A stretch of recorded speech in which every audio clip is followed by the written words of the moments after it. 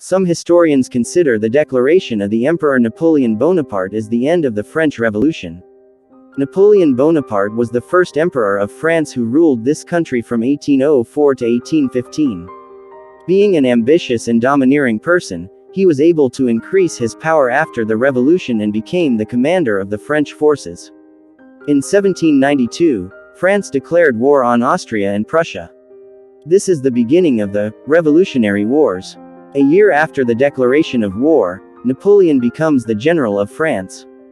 At that time, he was 24 years old. In 1796, he marches with an army to fight the Austrians in Italy and dominates northern Italy with victory.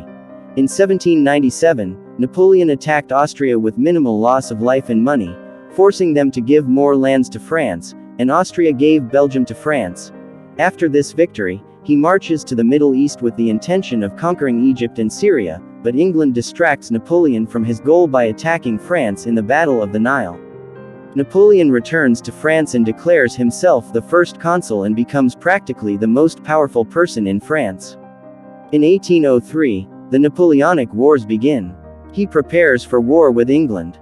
After the victory, he returns to France for the coronation ceremony.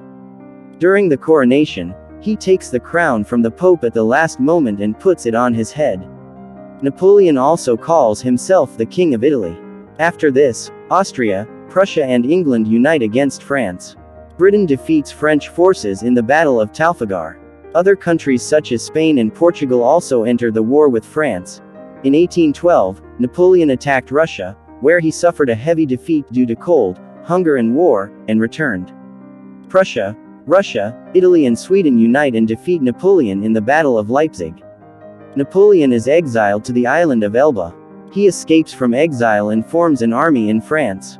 But 100 days later, he suffered a heavy defeat in the Battle of Waterloo and was exiled to St. Helens Island and died there.